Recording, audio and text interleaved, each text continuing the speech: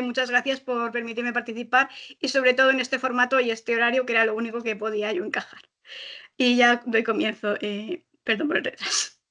Bueno, voy a hablaros de Sócrates como personaje en la literatura actual. Este es un poco el índice de las obras que vamos a tratar aquí.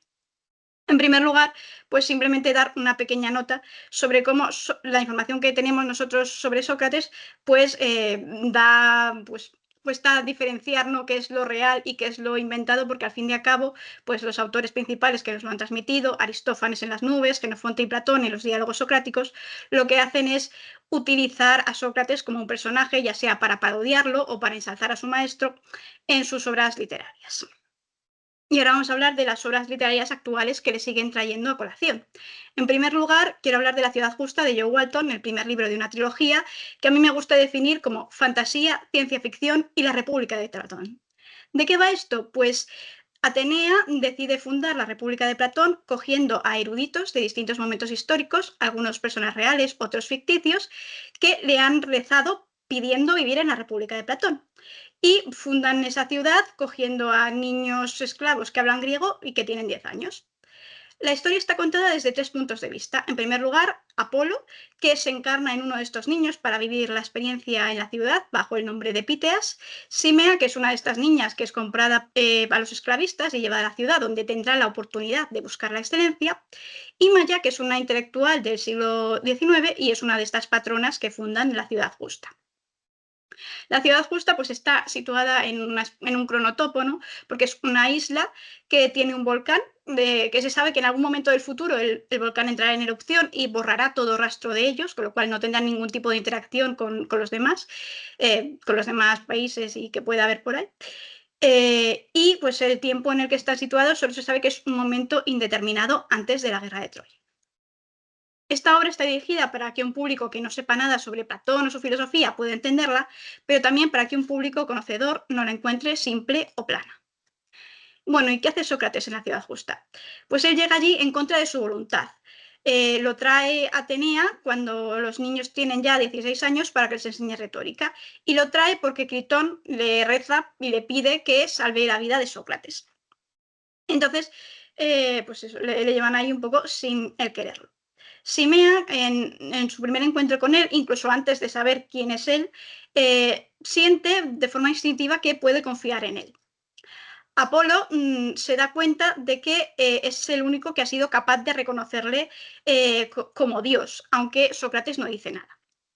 Esto al principio pues a Apolo le sorprende un poco, pero luego se da cuenta de que Sócrates nunca veía lo que esperaba ver, sino lo que tenía ante sí y lo examinaba.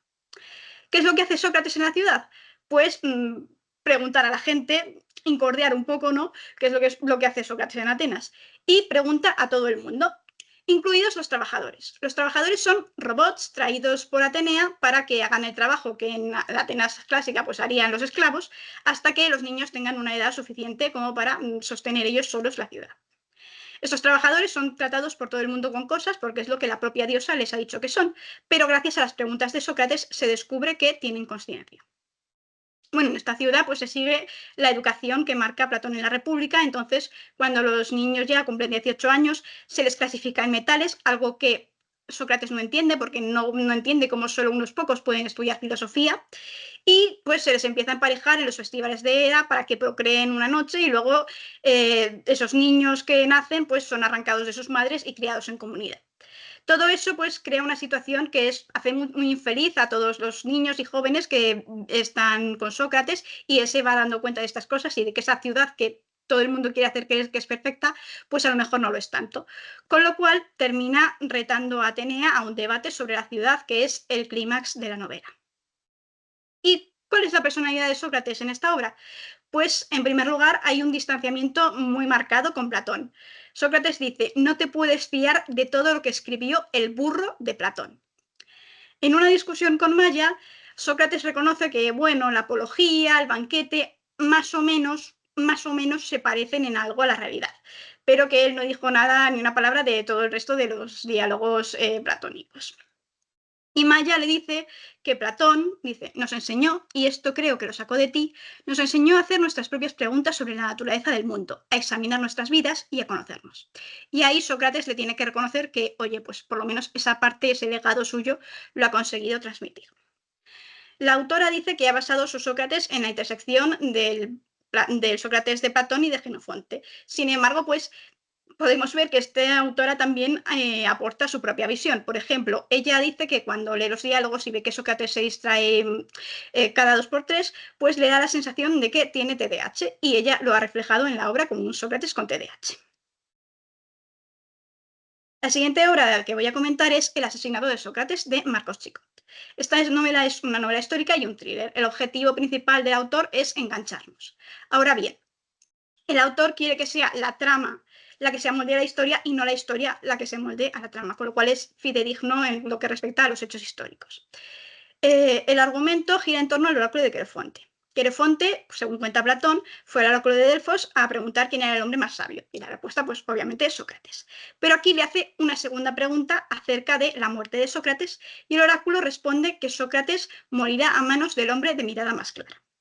Por otra parte, en Esparta nace un niño que da luz de Ñaira, que tiene los ojos de un gris muy, muy claro. Este niño es abandonado por los espartanos, y Eurímaco, que es un ateniense que pasaba con su mujer de camino que volvía a su patria, pues por el camino sufre el ataque de unos bandidos que matan a su mujer embarazada, pero se encuentra con este niño y se lo lleva y lo cría como si fuese su propio hijo en Atenas. En Atenas con sus amigos Sócrates y Querefonte. El autor se ha documentado de forma exhaustiva para tratar toda la cuestión histórica. La obra se realiza, la trama tiene lugar en el marco de la Guerra del Peloponeso, y también todas las cuestiones artísticas y filosóficas que salen en la novela, pues se ha documentado para tratarlas. Y por eso está dirigida a un público general sin grandes conocimientos, es muy explicativa y pues, por ejemplo, incluso llega a aparecer a veces intercalada como páginas de manuales cuando quiere que haya un concepto que quede bien claro y que, por si el lector no lo conoce, se lo da a conocer. El Sócrates de Marcos Chicot. Bueno, la visión que se tiene de Sócrates por todos los personajes de la novela se va narrando desde los distintos puntos de vista, pues siempre es una visión bastante idealizada. Y lo podemos ver especialmente en esta cita sacada un poco del punto de vista de Querefonte. Para Querefonte pues era especial Sócrates porque, según cuentan aquí, pues había sido como su tutor. Y él lo veía de esta forma. Después de aquella época, Querefonte acabó sintiendo que Sócrates era el puntal que daba seguridad a su vida de huérfano, una especie de hermano mayor y protector, cuyos consejos siempre resultaban valiosos. A aquel afecto tan especial se le añadió, antes de la adolescencia, un enorme respeto por el intelecto de su amigo. Al escuchar a Sócrates era como si una luz surgiera en la mente de Querefonte, revelando todos los matices e implicaciones de ideas que, reflexionadas en solitario, resultaban ambiguas o confusas.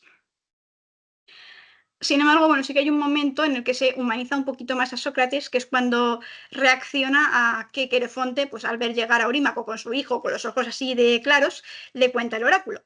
Y es que, bueno, con Querefonte se muestra tajante y dice que él no va a cambiar en nada el trato a Eurímaco y a su hijo, porque es un niño inocente que no tiene culpa de nada y no tiene por qué creer en ese oráculo, pero al mismo tiempo el narrador deja ver cómo Sócrates, pues sí que se ve un poco afectado por ello. En la obra nos muestran todas las facetas de Sócrates. Se le muestra como soldado en Potidea, se muestra cómo se opone a las injusticias históricas a las que se opuso el Sócrates histórico, como la condena a los generales trasaginusas o la desobediencia a los 30 tiranos. También se le muestra como marido de una mujer más joven, a la que, sin pretenderlo, pero por estar todo el día pues filosofando y sin preocuparse de las cuestiones prácticas, al final la acaba cargando de un excesivo trabajo. Y por supuesto, no faltaría más, se muestra su faceta de filósofo, se le ve realizando preguntas que salen de los diálogos platónicos, como qué es la piedad, qué es la justicia o qué es la belleza. El final de su vida está narrado siguiendo principalmente la apología, el Critón y el Fedón. Históricamente, de los acusadores que condenan a Sócrates, pues fue Anito, ¿no?, el más destacado.